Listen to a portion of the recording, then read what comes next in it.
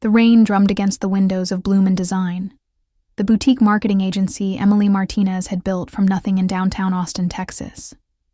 The October evening was unusually cold for Texas, and the city lights blurred through the wet, glass like watercolors bleeding into each other. Emily checked her phone for the 5th time in 10 minutes. 6:47 p.m. David should have been here by now. She smoothed down her emerald silk dress, the one David had complimented her in last Christmas. Their 15th wedding anniversary deserved something special, and she'd planned every detail meticulously. The champagne was chilling in her office mini-fridge. The reservation at Uchi was confirmed for 8 o'clock, and she'd even bought lingerie that made her feel confident at 42. Tonight was supposed to mark not just their anniversary, but the celebration of their joint business finally turning its first major profit. The elevator dinged, and Emily's heart skipped. She quickly touched up her lipstick in her phone's camera, practiced her surprised smile, and turned toward the door. David stepped out, but something was wrong. His usually perfect hair was disheveled, his tie was crooked, and he wasn't carrying flowers. Instead, he clutched a manila envelope like it contained something toxic.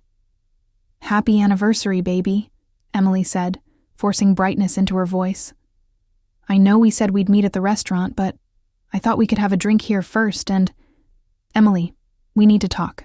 David's voice was flat, devoid of the warmth she'd grown accustomed to over 15 years of marriage. He wouldn't meet her eyes. The champagne suddenly felt heavy in her stomach, though she hadn't even opened it yet. "Okay, but can it wait? Our reservation is... No, it can't wait." David set the envelope on her glass desk with a thud that seemed to echo in the suddenly too quiet office. "I need you to look at these." Emily stared at the envelope like it might bite her. The return address was from Peterson, Klein & Associates, a law firm she didn't recognize. Her hands trembled slightly as she opened it, and the words seemed to swim before her eyes. Petition for dissolution of marriage. The world tilted. Emily gripped the edge of her desk, the expensive glass suddenly feeling like ice under her palms. "David, what is this? Is this some kind of sick joke?" "It's not a joke." David finally looked at her, and Emily saw something she'd never seen before in his brown eyes, something cold and calculating. "I want a divorce, Emily. I've wanted one for a while now, and I think our anniversary is the perfect time to start fresh." "Start fresh?" Emily's voice cracked.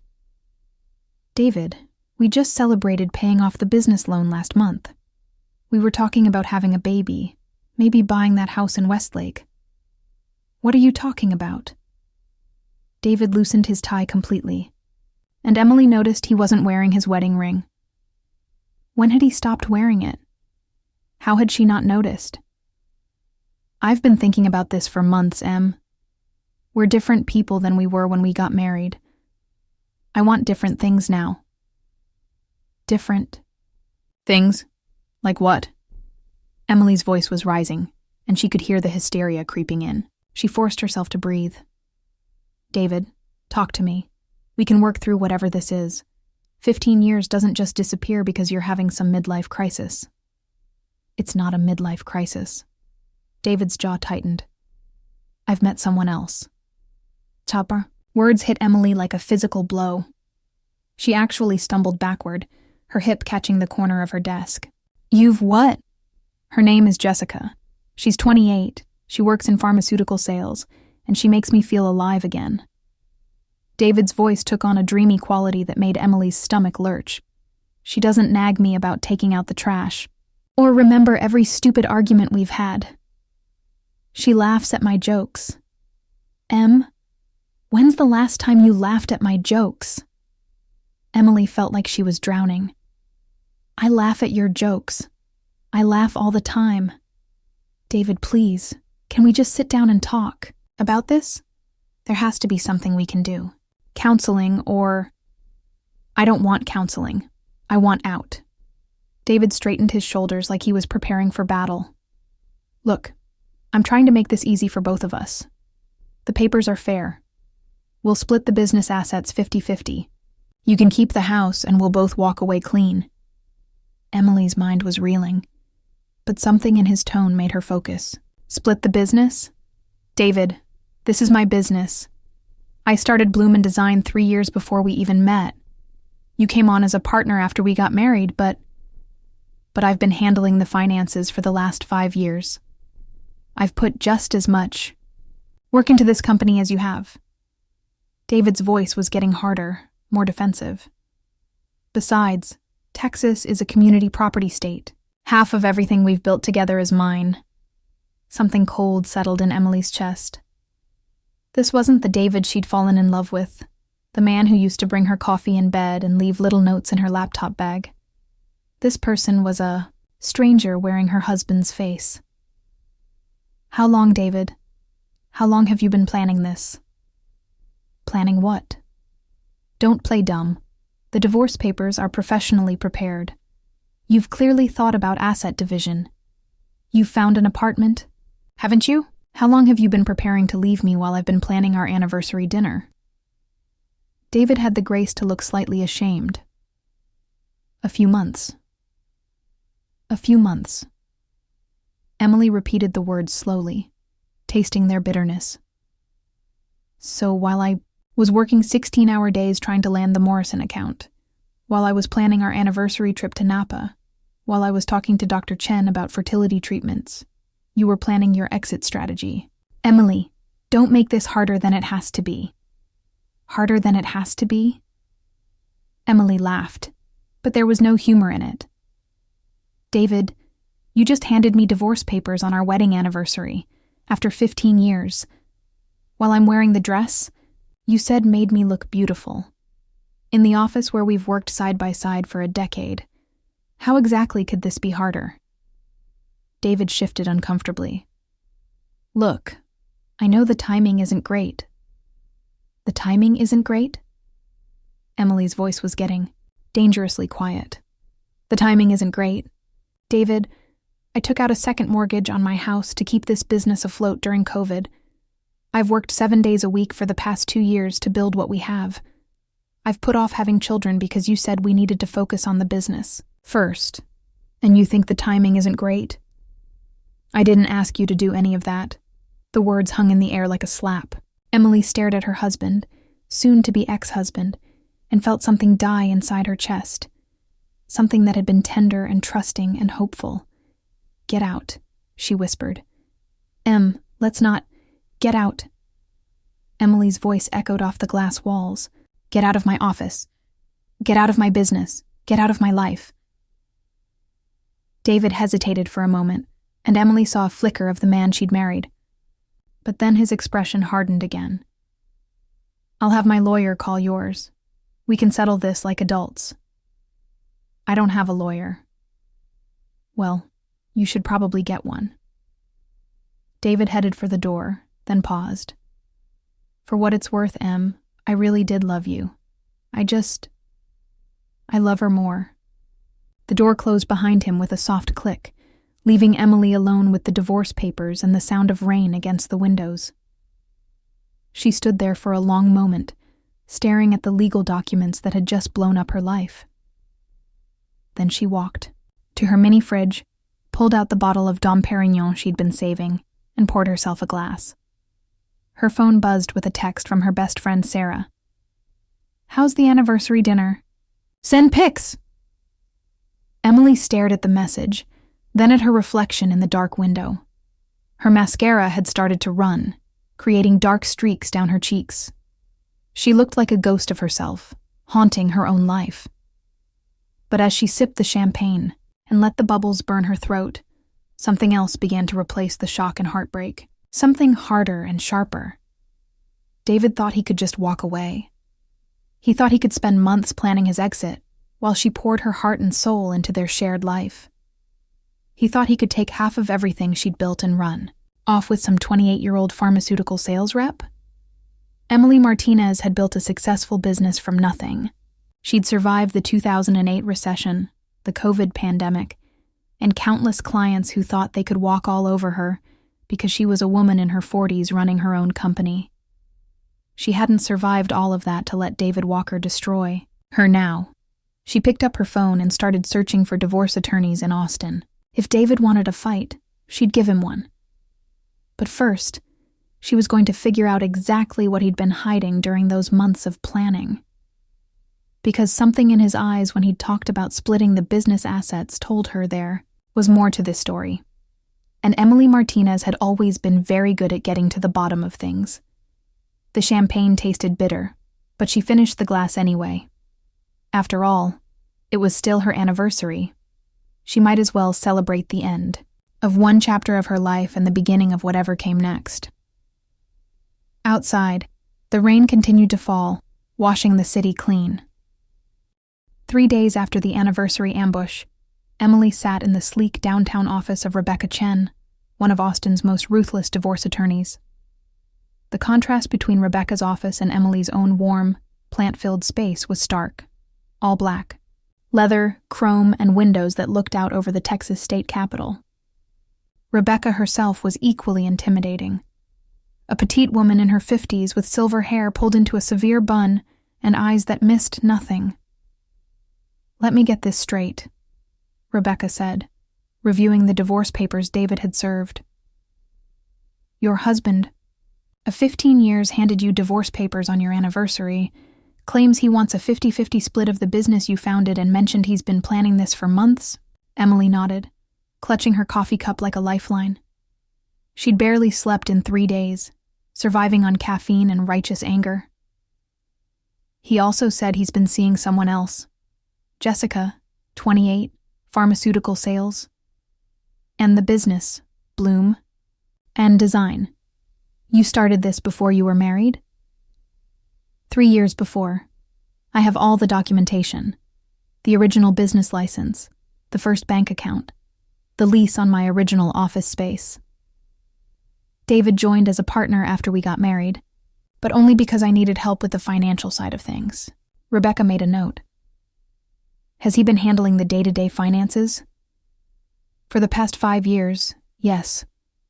I focused on creative direction and client relations while he managed accounts, payroll, taxes. I trusted him completely." Emily's voice caught on the last words. Trust is a beautiful thing until it isn't. Rebecca's smile was sharp as a blade. "Emily, I need you to understand something. In Texas, marriage is a partnership, legally speaking. Even if you started the business before marriage, any growth or assets accumulated during the marriage could be considered community property." Emily felt her heart sink. So he really could take half? If everything was acquired legitimately and transparently, potentially yes. But here's what concerns me. He's been planning this for months while actively managing your joint finances. That suggests premeditation, and in my experience, premeditation often comes with financial maneuvering. "What kind of maneuvering?" Rebecca leaned forward. "Hiding assets, moving money, creating fake expenses, inflating business costs to reduce apparent value. I've seen it all, and the fact that he was so confident about the asset split makes me suspicious." Emily felt a spark of hope mixed with fury. "So what do? We dig. I'm going to need access to every financial record you have, business and personal. Bank statements, credit card statements, tax returns, business contracts, payroll records, everything. And I mean everything going back at least 2 years. I can get most of that, but David has been keeping the main business accounts on his laptop. He said it was easier for him to handle everything from one place." "Of course he did." Rebecca's expression darkened. "Do you have any access to those accounts? Online banking passwords, anything?" Emily thought for a moment.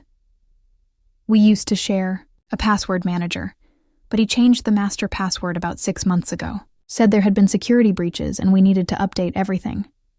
6 months ago. Right around the time he claims he started planning the divorce. Rebecca made another note. "Emily, I need you to go home and gather every piece of financial documentation you can find. Bank statements, receipts, contracts, anything with numbers on it. Meanwhile, I'm going to file an emergency motion for financial discovery. If David has been hiding assets, we're going to find them. How long will this take? That depends on how much he's hidden and how clever he thinks he is. In my experience, men who cheat on their wives tend to overestimate their own intelligence. Emily left Rebecca's office feeling more hopeful than she had in days. She drove through downtown Austin, past the familiar landmarks that had been the backdrop of her life with David. There was the coffee shop where they'd had their first date, the park where he'd proposed, the building where they'd signed the lease for their first shared office space. But instead of nostalgia, Emily felt determination. David had systematically dismantled their life while she'd been working to build it. He'd made her feel like she was the problem, like she was the one who'd let their marriage decay. But if Rebecca was right, David had been planning his exit strategy while Emily had been planning their future. When she got home to their house in Clarksville, a charming bungalow they'd renovated together over 5 years, Emily went straight to the home office they shared. David had cleared out his side of the desk, but he'd left behind years of financial records in the filing cabinets. Emily started pulling files and immediately noticed something odd. There were 2 sets of records for several accounts. One set that matched what she remembered seeing on their monthly reviews, and another set with different numbers. Her heart started racing as she compared them. According to the records David had shown her monthly, their business checking account had a balance of around $50,000. But according to the bank statements she found in the back of the filing cabinet, the account actually held over $180,000. Emily's hands were shaking as she pulled more files. The discrepancies were everywhere. Expenses that didn't match, deposits that had been hidden, transfers to accounts she'd never seen before. David hadn't just been planning to leave her. He'd been systematically stealing from their shared business and hiding the money where she couldn't find it. Her phone rang, making her jump. It was Sarah, her best friend, and the one person who'd been checking on her constantly since the anniversary disaster. "Hey, how did the lawyer meeting go?" "Sarah, I think David has been stealing from me." Emily's voice was tight with controlled rage. "I'm looking at financial records right now, and nothing matches what he's been showing me for months." "What do you mean, stealing?" "I mean, there are bank statements here that show completely different balances than what he's been reporting. Money that should be in our business accounts is missing. There are transfers to accounts I've never seen before." "Oh my God, Emily, what are you going to do?" "I'm going to find every penny he's hidden, and then I'm going to make him pay for it." Emily pulled another file and found records for a credit card she didn't recognize. The statements showed charges at expensive restaurants, hotels, jewelry stores, all during times when David had claimed to be working late or traveling for business. Be careful. If David has been planning this for months, he might have covered his tracks pretty well. Maybe. But he forgot one thing. Emily found what she was looking for. David's old laptop, the one he'd claimed was broken and had replaced 6 months ago. She powered it on, and miraculously, it still worked. He might have changed all the passwords, but he didn't clear the browser history on his old computer. Emily spent the next 2 hours going through David's digital trail, taking screenshots and printing everything she could find. What she discovered made her physically sick. David hadn't just been cheating with Jessica. There were dating app profiles, hotel reservations with multiple women, expenses for gifts and dinners that came straight out of their business accounts. But the financial fraud was even worse. David had been systematically moving money from their joint business account into personal accounts Emily didn't have access to. He'd created fake vendor accounts and had been paying himself for services that were never rendered. He'd inflated their business expenses and pocketed the difference. According to Emily's calculations, David had stolen over $200,000 from their business in the past 18 months. Money that she'd assumed was going toward business growth and expenses had actually been funding his affair and padding his personal accounts in preparation for the divorce. Emily's phone buzzed with a text from an unknown number. "Emily, this is Jessica. I think we should talk. There are things about David you need to know." Emily stared at the message. The other woman wanted to talk? After everything David had put her through, his mistress had the audacity to reach out? But something in the tone of the message made Emily pause. Jessica wasn't gloating or threatening. She sounded scared. Emily typed back, "What things?" The response came quickly. "Can we meet? There's a lot David hasn't told you, and some things he hasn't told me either." Against her better judgment, Emily found herself typing, "Starbucks on South Lamar, tomorrow at 2 p.m. As soon as she sent the message, Emily wondered if she was making a mistake. But if Jessica had information about David's activities, Emily needed to hear it. Because based on what she'd discovered in the past few hours, David Walker wasn't just a cheating husband. He was a criminal. And Emily Martinez was going to make sure he paid for every single lie he'd told. The Starbucks on South Lamar was crowded with the usual Austin mix of tech workers, university students, and aspiring musicians. Emily arrived 15 minutes early, choosing a corner table where she could see the entire coffee shop. She'd barely slept again, her mind spinning with the financial evidence she'd uncovered and the surreal reality that she was about to meet her husband's mistress. At exactly 2 p.m., a young woman with long blonde hair and nervous eyes approached her table. Jessica was prettier than Emily had imagined. The kind of effortless beauty that came with being 28 and not yet worn down by life's disappointments. She was also clearly terrified.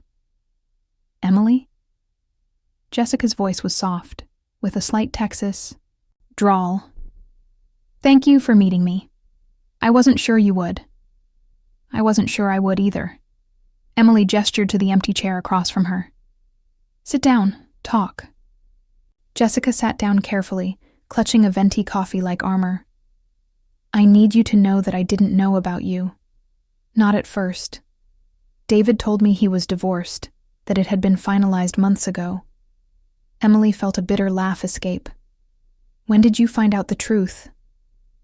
"Last week. I saw the anniversary flowers he'd ordered being delivered to his office, and when I asked about them, he got weird and defensive. So I did some digging." Jessica pulled out her phone. "I found your Instagram account, your business website, pictures of you two together from just last month. Emily, I am so sorry. I would never have gotten involved if I'd known he was lying. How long have you been seeing him?" 8 months. Jessica's voice was barely above a whisper. "We met at a pharmaceutical conference in Dallas. He was charming, funny, successful. He said he was recently divorced and ready to start over. Thought I'd found someone special." Emily studied Jessica's face. The young woman seemed genuinely remorseful, but Emily had been fooled by performers before. "So what changed? Why are you here talking to me instead of planning your future with my husband?" Jessica's expression darkened. "Because I found out David's been lying about more than just being divorced.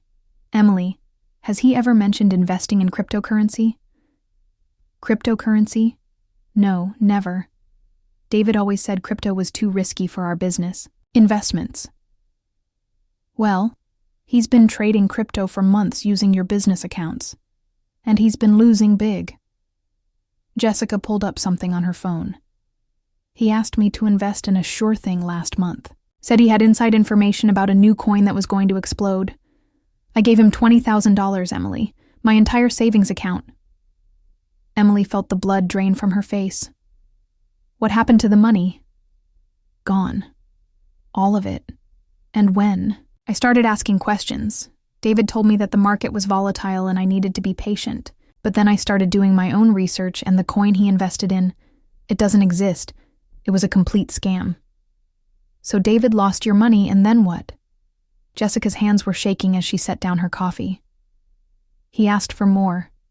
Said he could double my investment if I could just come up with another $30,000. When I told him I didn't have that kind of money, he suggested I could take out a personal loan. That's when I realized something was seriously wrong."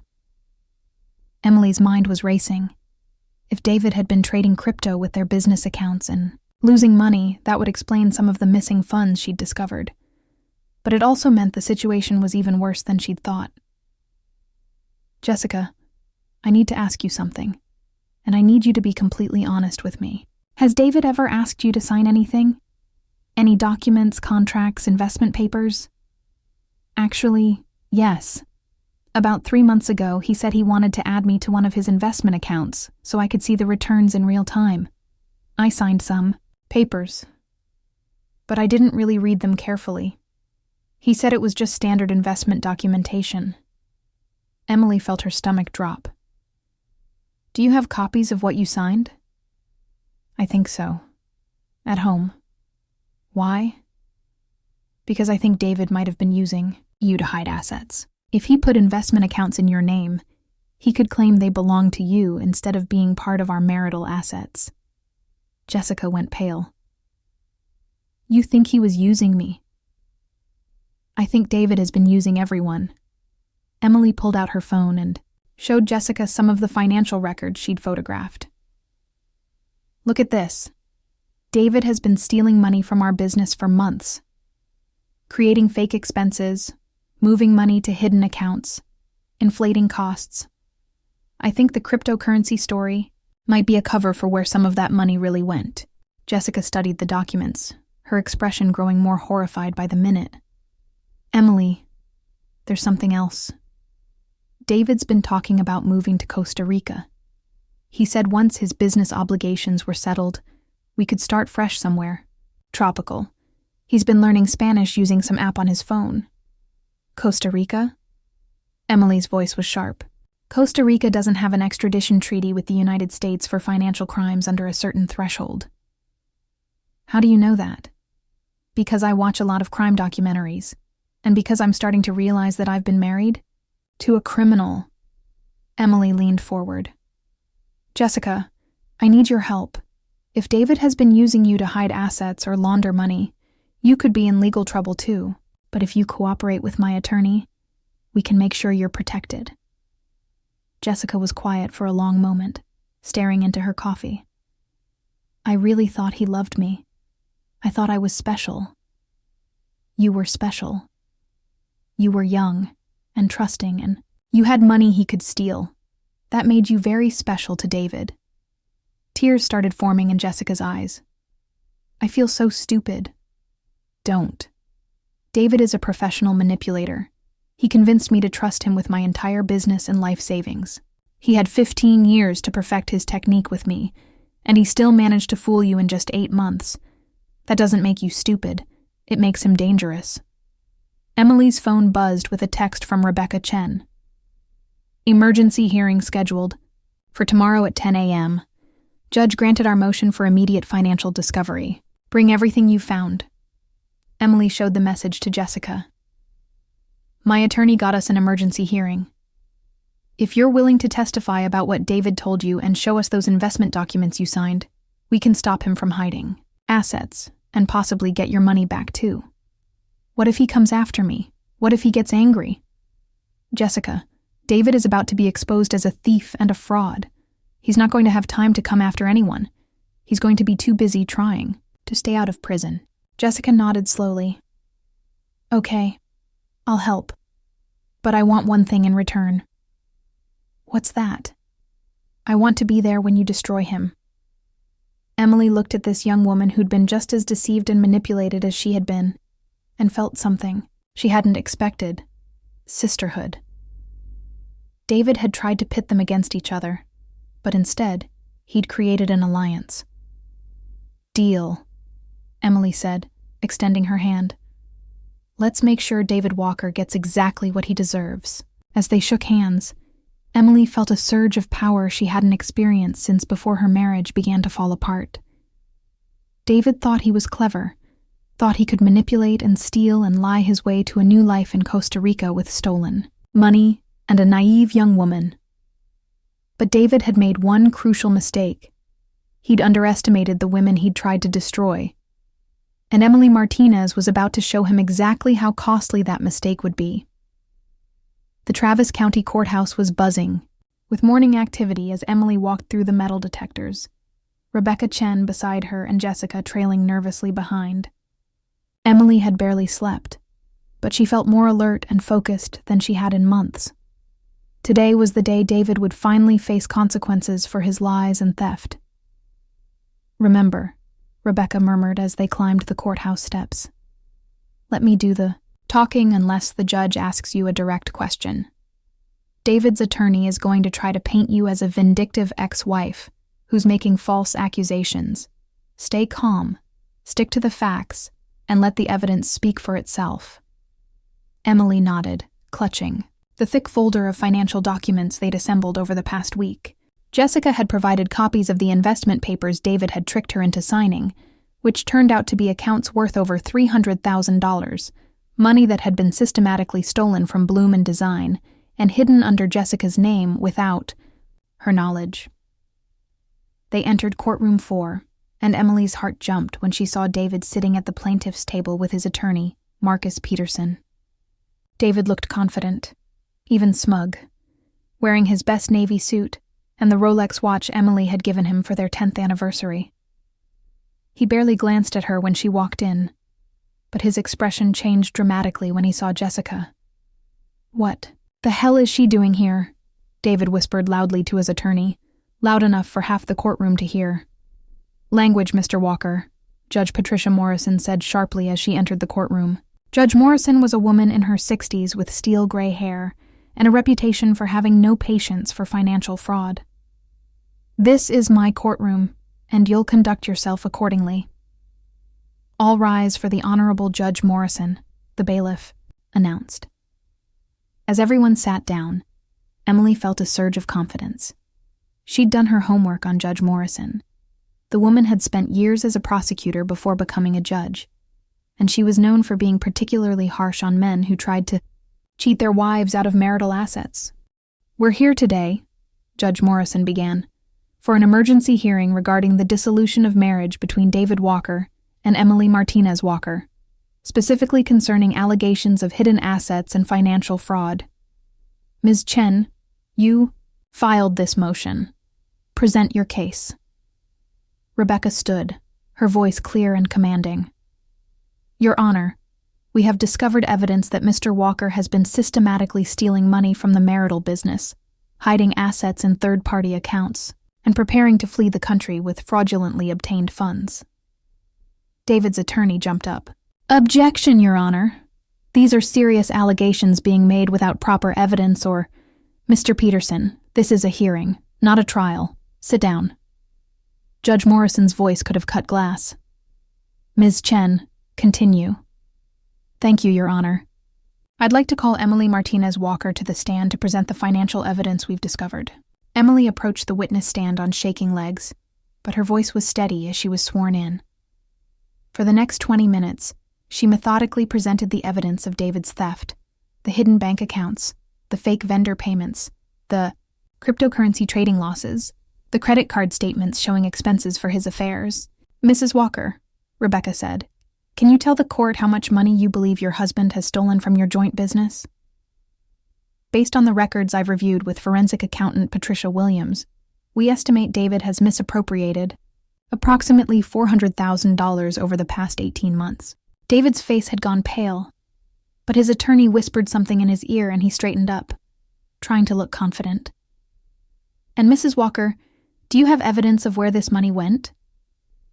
"Some of it was lost in cryptocurrency trading that David conducted without my knowledge or consent. Some of it was spent on his extramarital affairs, and some of it was transferred to accounts opened under third-party names to hide the assets from divorce proceedings." Rebecca nodded. "I'd like to call Jessica Martinez to the stand." Jessica stood on wobbly legs, and Emily saw David's expression shift from confidence to panic. As Jessica was sworn in, David frantically whispered to his attorney, who looked increasingly uncomfortable. "Ms. Martinez," Rebecca began, "how do you know the defendant, David Walker?" "I was in a romantic relationship with him for 8 months. He told me he was divorced and available." "Did Mr. Walker ever ask you to sign financial documents?" "Yes. He said he wanted to add me to his investment account so I could monitor the returns, I signed papers that I now understand opened accounts in my name containing over $300,000. Did you know where this money came from? No. David told me it was from his successful consulting business. I only learned this week that the money was stolen from his wife's company. Judge Morrison leaned forward. Ms. Martinez, did you receive any financial benefit from these accounts?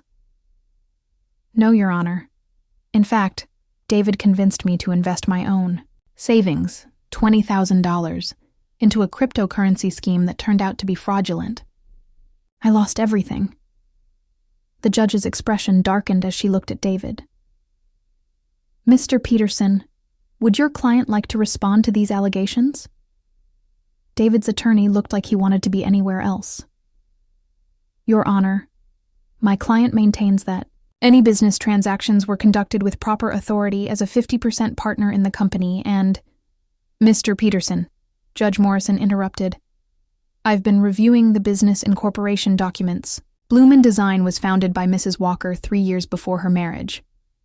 Mr. Walker was added as a partner through a post-nuptial agreement, but maintained only a 30% stake in the company. He never had authority to move company funds, without Mrs. Walker's consent. Emily felt a rush of vindication. David had lied about that too. He'd convinced her years ago that they were equal partners. But the original documents told a different story.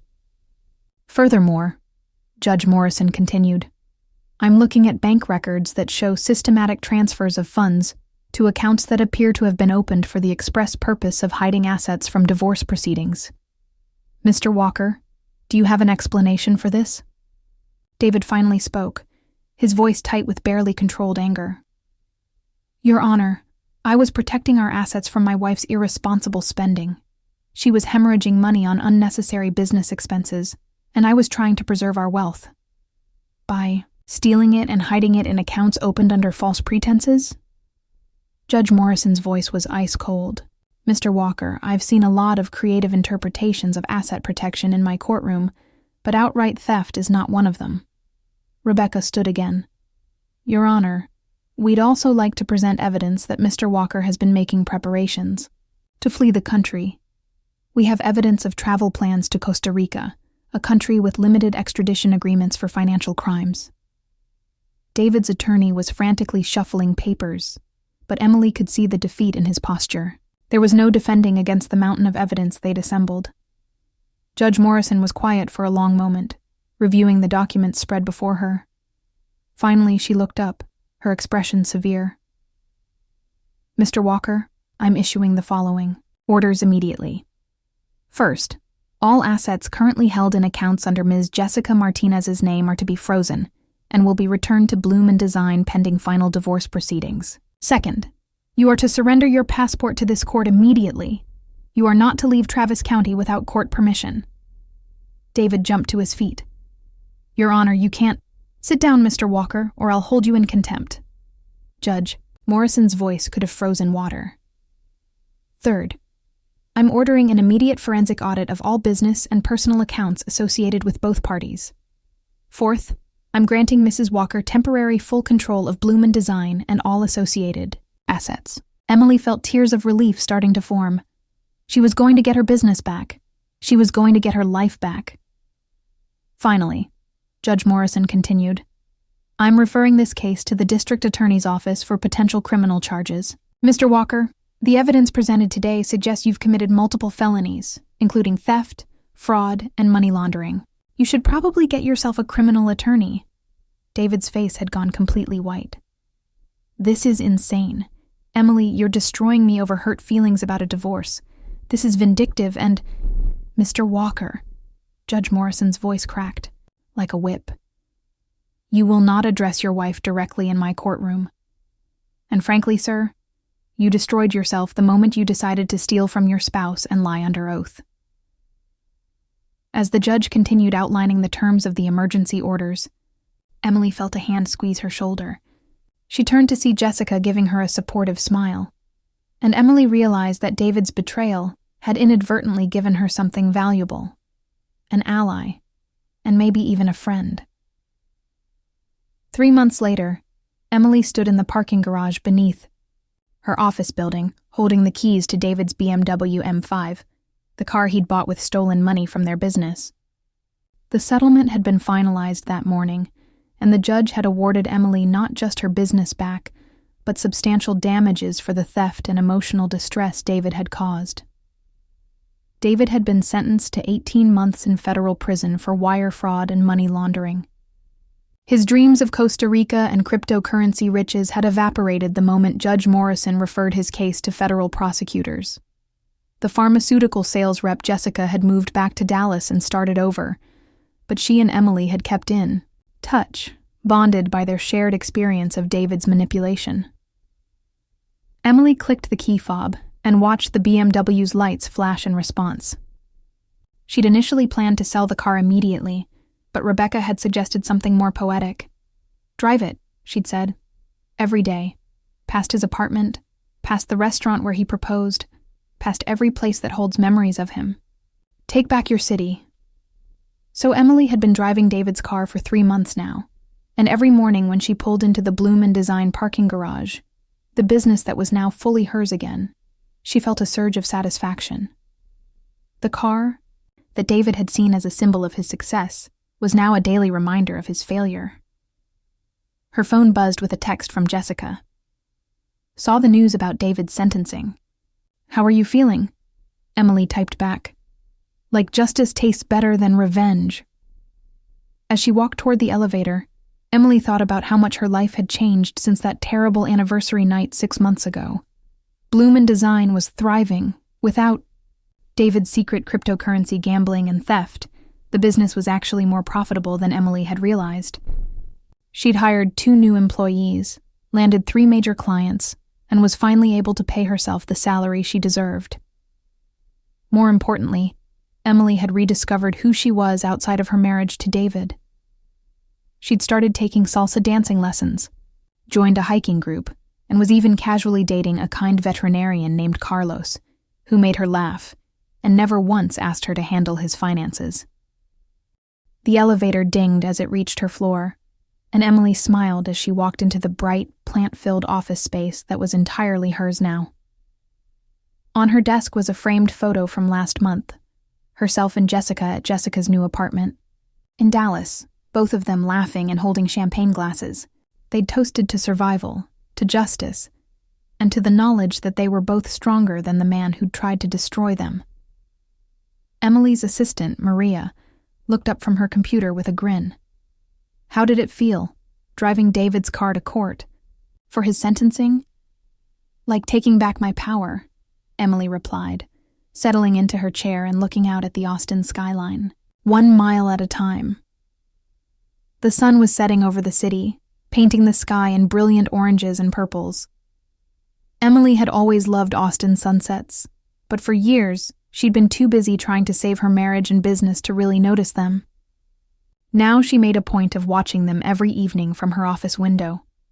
Her computer chimed with an email notification. It was from a potential client, a woman who'd heard about Emily's story through the local news coverage of David's trial. "Dear Ms. Martinez," it read, "I'm going through a difficult divorce, and I heard how you fought back against financial fraud. I'm starting my own business and would love to work with someone who understands what it means to rebuild. Would you be interested in discussing a marketing partnership?" Emily smiled as she typed her response. David had thought he was destroying her when he handed her those divorce papers on their anniversary. Instead, he'd freed her to become the person she was always meant to be, stronger, smarter, and completely in control of her own destiny. Outside her window, the Austin skyline glittered with possibility, and Emily Martinez knew that her best chapters were still ahead of her. She'd survived betrayal, fought back against theft, and reclaimed everything that was rightfully hers. And every morning when she drove David's BMW to work, she was reminded that sometimes the best revenge isn't getting even, it's getting everything.